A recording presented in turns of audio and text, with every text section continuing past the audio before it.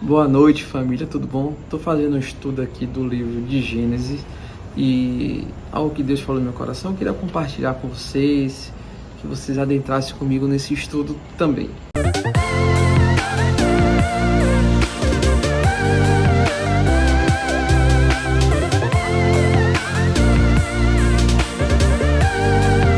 Né?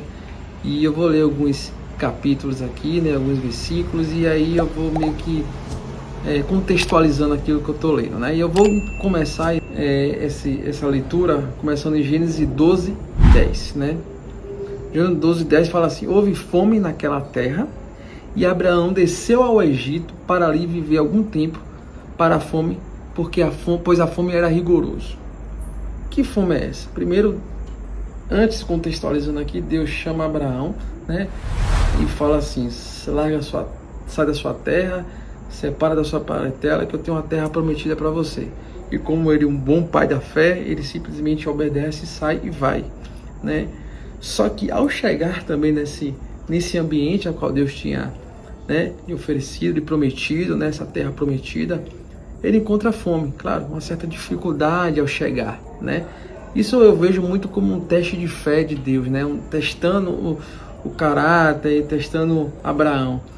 Mas sem direcionamento de Deus, eu vejo aqui uma certa deslize que Abraão dá, né? Sem pedir um direcionamento de Deus, ele simplesmente desce para o Egito, sem nenhuma orientação de Deus, sem nenhuma ordenança de Deus para que ele fosse para o Egito, e simplesmente ele vai. E aí ele ir para o Egito, a gente tem diversas situações que Abraão passa por lá, né?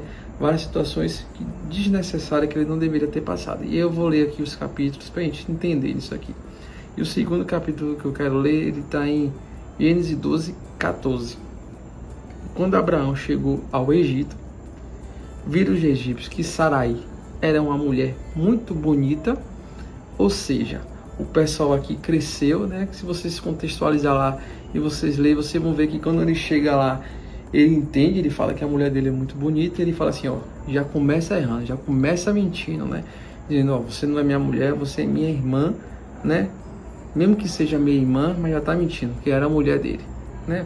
Então ele já chega mentindo no processo lá do egípcio, e ele chega lá mentindo, o faraó toma sua mulher dele, né?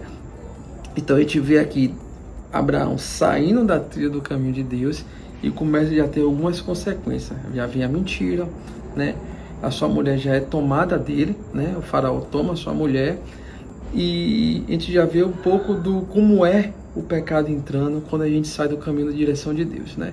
E aí eu vou ler agora seguida aqui em Gênesis 12:20. A seguir, Faraó deu ordem para que providenciasse o necessário para que Abraão partisse com sua mulher, com tudo o que possuía. O que quer dizer aqui? Primeiro aqui eu estou contextualizando, estou lendo alguns versículos separados. Primeiro aqui Faraó manda Abraão partir. Por quê? Porque Deus envia a praga justamente por o Faraó ter tomado sem conhecimento dele a mulher de Sara, porque ele foi, né?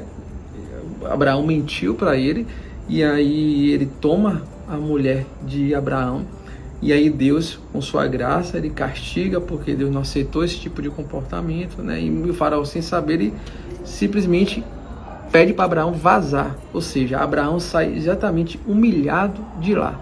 Então, Abraão, ele parte para a terra prometida, e ele sai da terra prometida para ir para o Egito sem a direção de Deus, e se chegar lá ele já mente, né?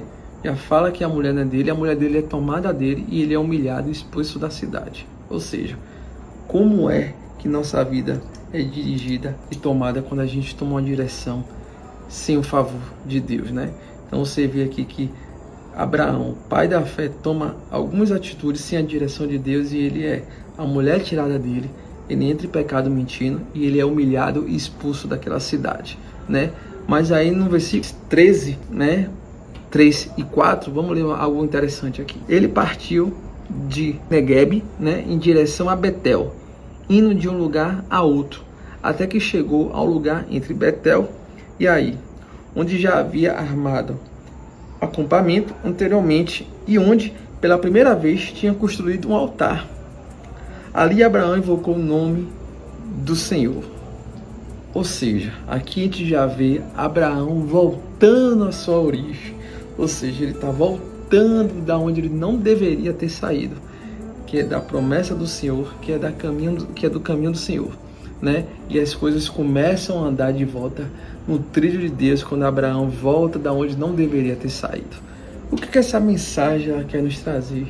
E ela mexe muito comigo porque talvez a gente deu uma escapulida, né? A gente saiu da vontade de Deus, a gente não pediu a direção a Deus e a gente saiu do trilho, e ao sair do trilho a gente entende, a gente sabe as consequências que isso tem.